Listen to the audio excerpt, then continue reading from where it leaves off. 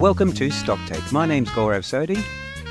There's no other analyst joining me today. Unlike our normal Stocktake episodes, I've got a special guest with me. Part of our purpose here at Intelligent Investor is trying to identify and understand awesome quality businesses. And most of the time we do that with businesses listed on the ASX. And occasionally we come across a special looking business that's privately owned. The information in this podcast is current on the day of don't have recording. access to. It is general I think advice that's only still and worth does not take a personal looking at in situation detail. into And account. I wanted to bring it may not one be suitable for to you. the II community today. Now, this starts with a short story, if you don't mind. Before I introduce our guest, I was actually in the Blue Mountains with my wife on a holiday in Katoomba, and we stopped by this little pub, and I knew nothing about it. And then as I stopped by, we had a burger, we had some chips, and we had this beer. And I just took one sip of this beer, and I thought, this is probably the best damn beer I've ever had. And we actually spent hours at this place. And I tried, it's probably the most I've ever drunk in the last 10 years or so, because I just wanted to try everything. And as soon as I got back, I did some research about the business, contacted the company. Intelligent Investor went over and visited the business. The founder gave us a tour of the facility, and I'm pleased to say that he joins us here today for a conversation about mountain culture. So welcome and thank you, DJ McCready, who is the founder of Mountain Culture. Thanks for your time today, DJ. Oh, well, thank you for having me. It's exciting to be on here. It's one of my first official podcasts outside of beer. So, outside of beer, well, that is exciting. I suppose when you started this, never thought you'd find yourself in a niche investing podcast. Now, DJ, tell us. People may not be familiar with Mountain Culture. Give us a brief background about what the business does and how you got to where you are. And then I want to get into some of your background as well, because I have a fascination with beer brewing, actually, and we'll get to that in a second. So tell us a little bit about the business. Yeah, absolutely. So we started up Mountain Culture in 2019. So my wife, Harriet, and myself, we opened up as a brew pub in Katoomba, which you have visited and shared to my delight. Had a lot of beers up there, and hopefully, I think I had all of them. I had all of them. I'm pretty sure I tried everything yet. There. Did they take a photo of you and put you up on the wall? I wish they did. I wish I got some merch from there, by the way. It was great. Oh, terrific. So we really wanted to tie the brand to an area that we loved.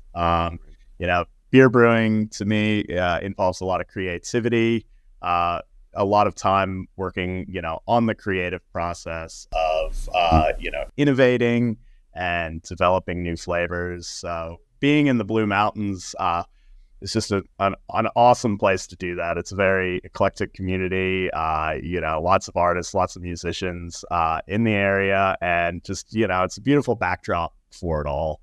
So when we opened up, we really wanted to be part of that community, which, we successfully achieved, and open up our pub there, essentially, to use it as an area to test out, the products that we were developing.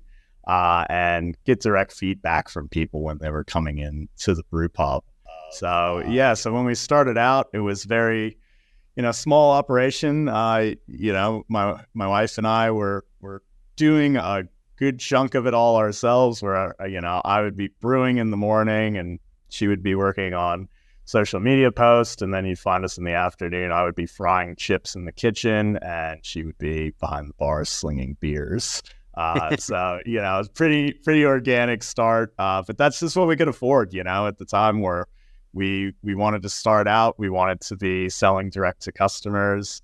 And then, we had a pretty wild ride with the business, obviously opening up as a hospitality venue for the most part in 2019, specifically in the Blue Mountains, to where we faced a lot of challenges, opened up in October in 2019. By November, the whole place had caught on fire, and we had these horrific bushfires in the mountains. And, I remember thinking, well, everybody told me when I was getting into business, you're going to face a lot of hardships. And I thought, wow, we've made it through those bushfires. We've got our big hardship out of the way. It's all free and clear from here. And then things got a little bit harder for hospitality venues after that. So yeah. But at the time we thought, look, this is a death sentence. We've given it a crack. We opened up our business. We went through the whole effort of getting it started, and lots of businesses fail, and that's the reality. But when COVID came through, we did what any good entrepreneurs would do, and we looked for the opportunity. And the opportunity for us was to bring our brew pub experience to people's living rooms. So we transformed the business from being a pub into being an e-commerce business, and we started canning our beer, sending it around the country, and being involved with people's lockdown by doing virtual tastings and going through doing tastings over Zoom, introducing them to our products, and things just went gangbusters from that point. We went from being a small little local Blue Mountains business to having a national brand pretty much overnight. That's amazing. One of the things I noticed about mountain culture, I thought was quite unique, was the decision. There are two things actually, DJ. First of all, was the decision to tie the product to a geography. I don't think I've seen that happen too often. Usually, it's not unusual for a beer brand. It's actually the norm for a beer brand to try and create a unique identity, but yours is tied to a specific geography. What was the reason for that? Was that a brand building exercise? I mean, was that a very conscious decision? Talk us through that. Look, a little bit of both. We wanted to tie it to the area because just Harriet and I genuinely love the Blue Mountains. We wanted to be in an area that we were inspired by, and we felt like that would get the creative juices flowing, to a great extent for us. But also, we've always been very marketing-led organization. And, when I think of what marketing is meant to do and advertising is to, create a feeling around a product. And I loved the visual images that would come up for myself when I would think of the Blue Mountains. I would think of adventure. I would think of amazing weekends away, that were close to home, but just in a different world. I would just think of this like vast wilderness area that was pristine and undiscovered, and it, it really would evoke a lot of emotion for me, and I loved that idea of tying that to our brand. How much of the beer industry, I mean, when I look at the industry as a consumer, the product is quite differentiated across each brand and each specific beer. But when I put my analyst hat on and look at the industry, I view beer as a marketing business, not really a beverage business. What do you think about that? Is this industry a beverage business, or is it actually a marketing business? I'd say it has a foot in both camps, to be honest. Like, I think that craft beer in particular, there's a lot of, marketing around it. It is a giant opportunity to get people excited about more than just the actual liquid in the glass. Like, for us, we start there. We pride ourselves on being the best in the business, on making the best tasting and the highest quality beer that we possibly can, with, constantly investing in, our process technology, the ingredients that we're bringing in the talent that we're bringing into the production team. But I also think that there's so much more that goes into it with the creativity that's on the labels. I see a lot of it, and like people are almost looking at it as like a collector's item, where it gives our design team that real ability to express more out of than just the liquid in the can. Or when we do look at the marketing behind it, it's creating community, it's creating places for people to go to connect over a product that's not just necessarily linked to the product itself. It's also just giving people something to talk about. There's, I think, a lot behind the marketing of the liquid itself, but I think that could be said about a lot of products that go from just utility to premium to luxury. Yep. The other thing that was unique about Mountain Culture was your distribution strategy. I mean, if I was thinking about doing a beer brand, I would get the product ready and then look for distribution points, either retail or in hotels. And I think I've seen that exact strategy replicated with a lot of your competitors as well. But you decided to set up your own venue and initially only had distribution from a handful of venues. Explain that to me, DJ, because if you came to us as a startup and said, look, this is my plan, it sounds like a crazy plan to begin with, but it's clearly been extremely successful. Yeah, it's pretty funny. We actually got that a lot when we were a startup, and we were going to potential investors at the time, and explaining what we wanted to do and the long-term strategy behind it. And I think a lot of them were like, okay, that's a weird idea, and you guys have no idea what you're doing, obviously. So we decided, well, why don't we just do it ourselves, and we'll just, we'll bootstrap it, and we'll see how it goes, because maybe this is some kind of half-cocked idea. But, for us, the strategy behind mostly selling direct to consumer was, one, the product quality and the instant feedback.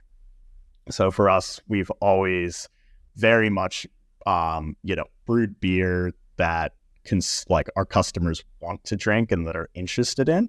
And a lot of that is involving them in the journey of how we create those recipes. And for us, having that more intimate relationship with our fans of like getting it, basically making the product and handing it to them, and then in whatever way we can, whether that be using, following what's happening as far as social media chatter, or through, beer rating systems online, getting that feedback in and being able to shift the products that we're creating really quickly, I think really led, a lot to our success. We've always wanted to do things differently as well. Like we've never really been followers of the traditional path. Like we would rather create our own path, and for better or worse, see where it leads us. So, following the herd in craft beer has never been anything that we focus on. We're always very much insular. We stay in our own lane, and we hope for the best. It is amazing how many fantastic success stories begin with an absolutely bonkers sounding idea. And I think when you think about it a bit more, it kind of makes sense, because if the idea didn't sound bonkers, someone probably would have done it already, and the opportunity wouldn't be there. The thing that pops to my mind is Airbnb, which sounds like an absolutely ludicrous idea. Share your room, share your couch, share your house. But that thing has been obviously an incredible success. So I like these crazy stories. We always say that, we're always like, if everybody in the room likes the idea, then we know that it's not a good idea. It's not worth going down that channel, because it's already been done. It's too safe. Like if it doesn't actually scare us to go and do it, then it's not going to move the needle. I love that. I feel that as an investor as well. If my best investments have been made, not with me being excited and thrilled, but with me being terrified and sweaty. Like the fear is the indication that you're actually doing something different, and you're probably doing something right. If it feels easy, it can't be the right thing to do. Absolutely. Look, the other thing that fascinates me about beer is that here is a product that has 4 basic ingredients, and yet there is so much differentiation. Even with you within Mountain Culture as a brand, every product you've released is quite unique. How do you do that? Without revealing too many of your brewing secrets, DJ? How does that happen? It's a rabbit hole, honestly. And like, this is like, for me, what I think has always just kept me, one, in the beer industry, Right. But then 2, I kind of see these things linked with actually running a business. There's never any mastering brewing. Like, it's impossible. There's all these brewmaster certifications, Yeah. but anybody who's actually a brewmaster will laugh at that, because there's always something to learn. There are 4 ingredients, but the different techniques and process, the smallest tweaks on what we do with, water profile and minerality, or, when we add ingredients, or temperatures that we use during fermentation, or these small tweaks can have big impacts on flavor. So, it always gives us license to keep experimenting, to keep, innovating on the way we're making our product. And, I personally, when I was in my brewing career, always found that just fascinating.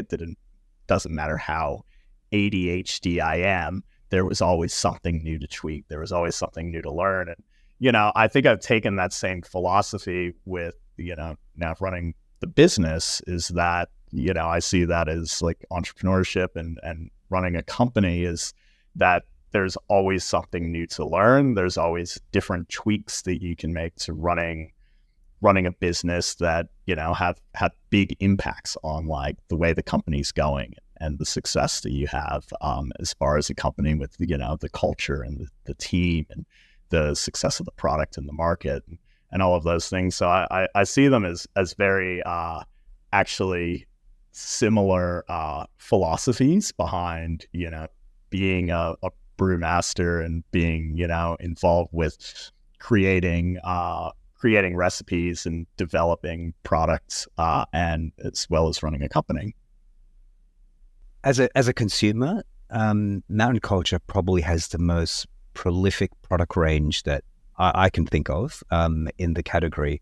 And one of the things I've noticed is that when I see a new product, it doesn't give me time to think about it, because I know that it may not be repeated, it may not be available next time I'm there, and so I kind of have to grab it there and then. So it's a really good consumer strategy as well, because it removes the logic and rationality of me as a consumer and forces me to act impulsively, because I know that product isn't going to be there.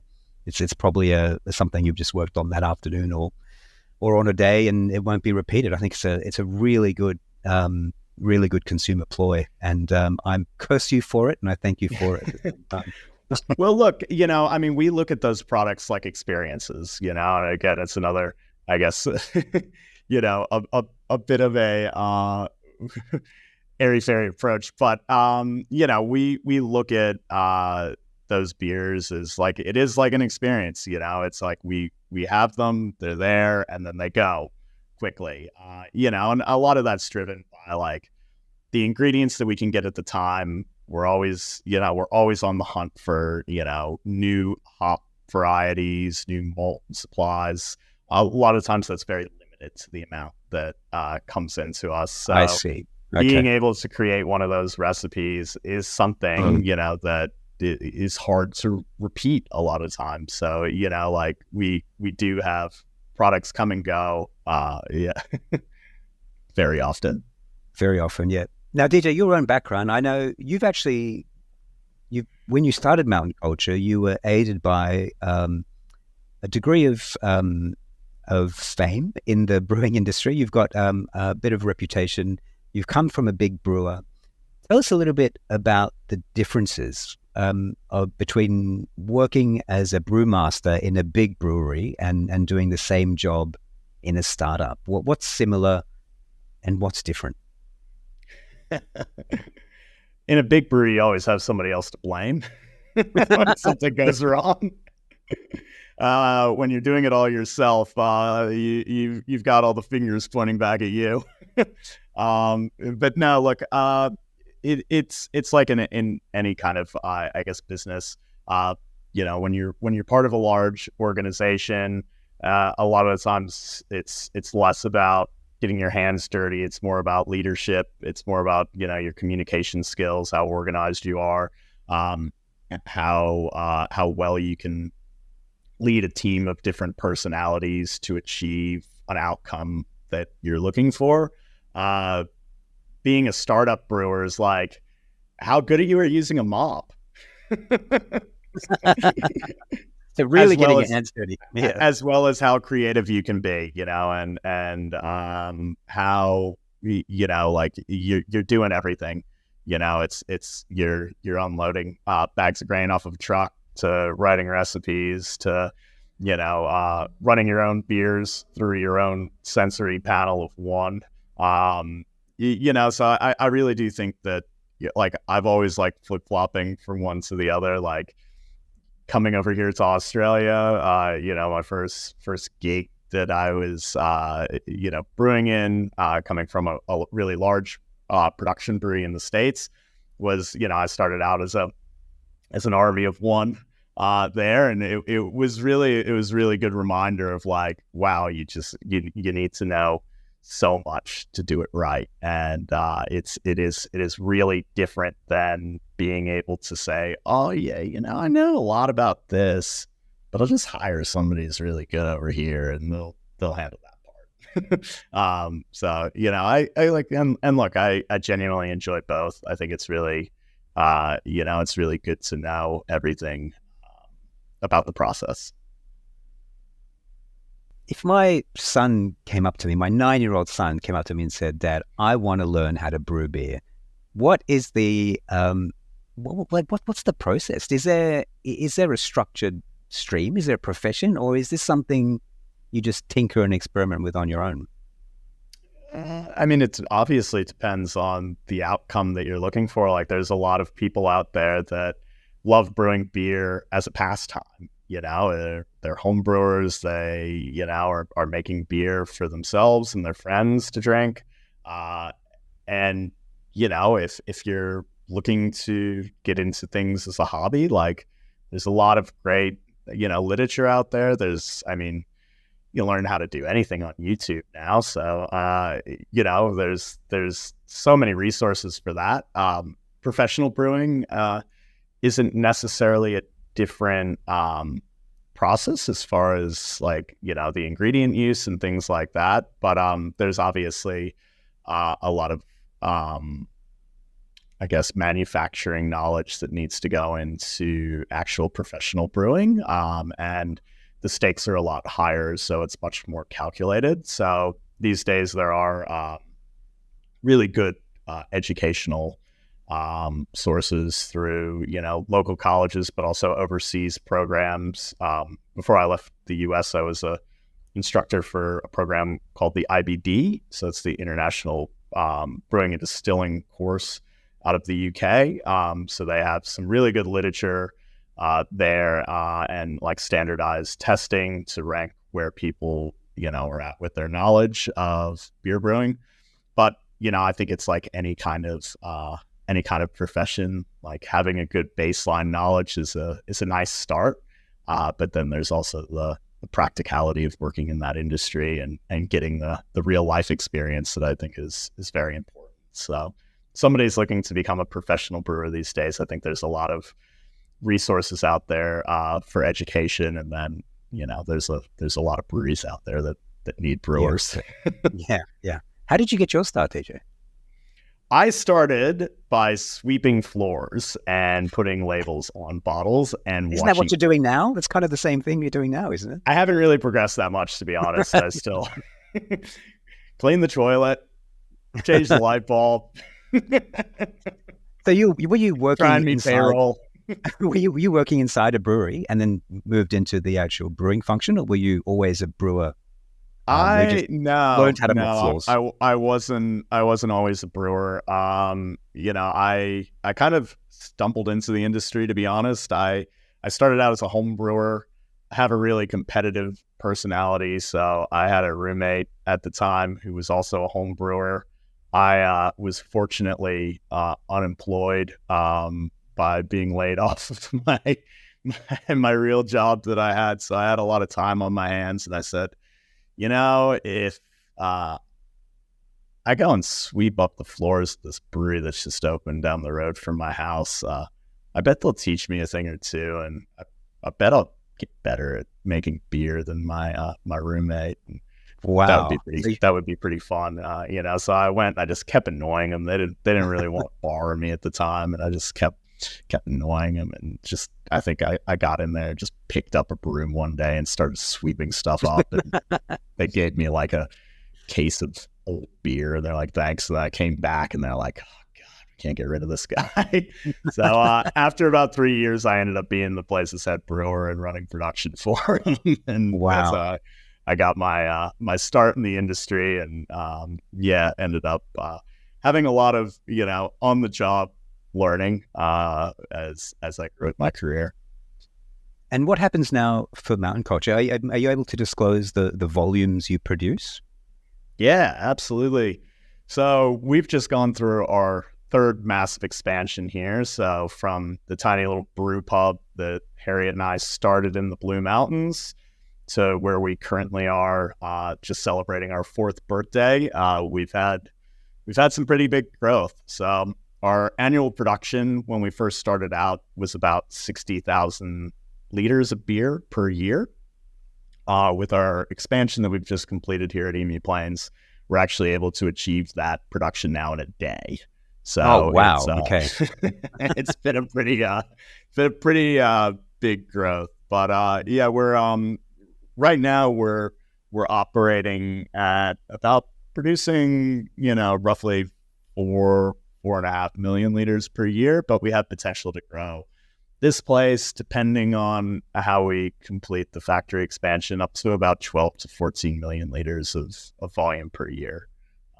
So we're sitting in it's an interesting spot. We're definitely leading a lot of the charge as far as independent beer production here in Australia at the moment, especially under just our own label. There's a lot of brands out there that have gotten to our size that are maybe creating a little bit more volume, but they're doing it for several other brands, whereas here we just focus on making Mountain Culture beer. Your Status Quo, which is probably the flagship beer, that won the Best Beer in Australia award a couple of years ago, maybe even last year. You'll correct me, I'm sure. Last year, yeah, thank you. There must be a tension between pumping volumes of that, because you have a fixed production volume. There must be a tension between pumping out what sells really well and continuing the experimental culture and using some of your facilities, reserving them for new things. How do you deal with that tension? Because it must be tempting just to continue selling stuff that was already working. Absolutely. Look, I mean, it is definitely a juggling act. Like we pride ourselves on being nimble. That's the great part about the company that we've built, is that we've built it around people that love organized chaos. But we see that limited program and doing R&D batches is so important to constantly keeping our core range the best in the industry, that it's something that we can't set aside. We're constantly using our R&D to improve, our techniques, to experiment with different, products, different, styles of brewing, different, tweaks to, water profiles and hop usage and all of that kind of stuff that we can then take and in a very calculated way shift the way that we produce like our core range, so status quo, for instance, where we can take our learnings from the R&D and apply it to those beers in a way that we know isn't going to damage the product reputation, because we see as a company the thing that we care about the most is the brand and the trust that people have with our brand. So being able to use those limited beers to experiment and then to enhance and keep our core range constantly cutting edge and constantly improving is just something that, I think is really at the heart of what we do. I have two more questions, DJ, and then I better let you go back to mopping floors and brewing beer and running business. The important stuff. The important stuff. Look, I just wanted to touch on your distribution strategy, because I have seen you now in more and more hotels and on tap, and I imagine that is quite an expensive distribution strategy to pursue, but potentially also a very lucrative one. How does that compare to the canning operation and going through the website or through liquor retailers? Which would you prefer, or is there a preference? Oh, look, at this point, I'm really, really happy to see Mountain Culture getting out so much. Like, I think that it's really important to, look at all distribution platforms, and a lot of the times we're finding different people on all ends. And that's the part that gets us the most excited, is that, our product is reaching a more and more diverse crowd. So, like our people who are buying directly from us, they're big fans. They're looking at, our limited program. They're really part of the process for us, like they're really part of the process, like, in creating what Mountain Culture is and improving the recipes. They're the ones that are buying the limited beers, that are giving us feedback on it and really shaping what Mountain Culture is. But we see it as, being the leaders in the independent beer scene over here, is that we need to be creating more interest in craft beer in general. There's a lot of smaller breweries constantly popping up. The rate that breweries are popping up isn't necessarily matching the rate of interest from like mainstream consumers. So for us, being more present in pubs, being more present in larger retailers is really important to creating more interest in the craft beer industry in general. And we see that as our responsibility for where we're at. So, though it's a different method of distribution than what we were founded on, it's something we're really excited about. It's something that, like, for me, like getting a beer into somebody's hand that is already interested in the beer industry, craft beer industry, is great. But my favorite folks to see it is like, they've just been on Carlton their whole life, and then they try status. They're like, what the hell is this? And then they try wow, this is really cool. Like, what the hell are you guys doing? So those are the ones that, I don't know, I find so exciting to be part of, and getting into more retailers is just helping us achieve that. I had that experience with your oat cream. I think that was the first one I tried, and then that was the thing that just blew me away. And I've always been interested in craft beer. Actually, some of the other successful craft brands, Stone and Wood and Bolters, their ultimate endpoint always seems to be an acquisition or a takeover, being submerged into a much larger brewing operation. And that makes sense, because this is really a volumes game and a distribution game, and the margins can expand dramatically once they're inside a larger network. What do you see the future for Mountain Culture? Where do they go from here? Are you determined to be independent? In 5 years' time, is Mountain Culture going to be a brand that's probably going to be inside another network? I don't have a crystal ball, so I'd love to say that I have. I would know exactly what's going to happen with Mountain Culture in 5 years. For me, like, I just constantly come back to like, what's going to get the best product in hand? Is that, does that mean that we stay independent? Does that mean that we, are part of a larger brewing group? Like, that's really what it's coming down to for me, is like, what's going to be best for the business? What's going to be best for the beer? I don't really see us being in a position like some of those other brands that we would need to, join a larger brewing group. We're in a pretty unique position to where, Harriet and I still own 100% of the company.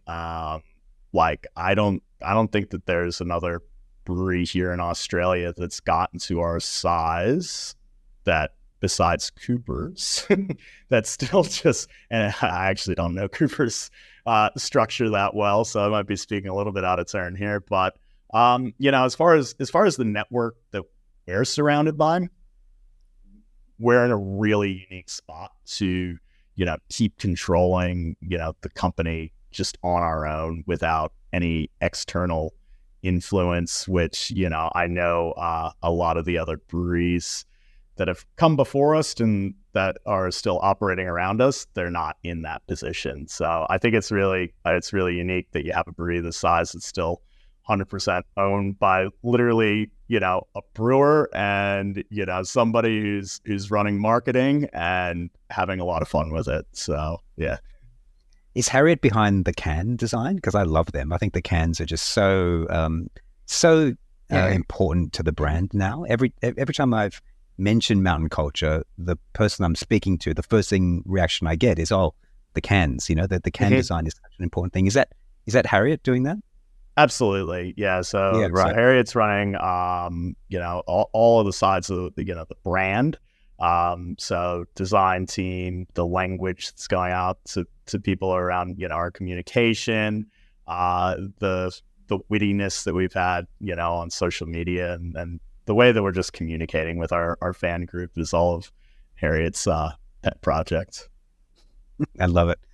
Look, thank you so much for your time today, DJ. We'll let you get back to running the business. Appreciate the product and appreciate you spending time with the pod today. All the best.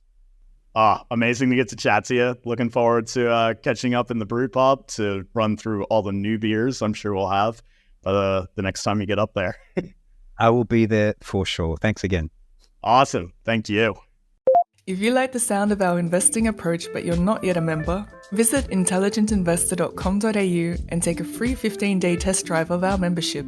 You'll get immediate access to all our current buy recommendations, model portfolios, and engaging educational research, tailor-made for people who want to manage their own money. That's intelligentinvestor.com.au for a free 15-day trial. No credit card required.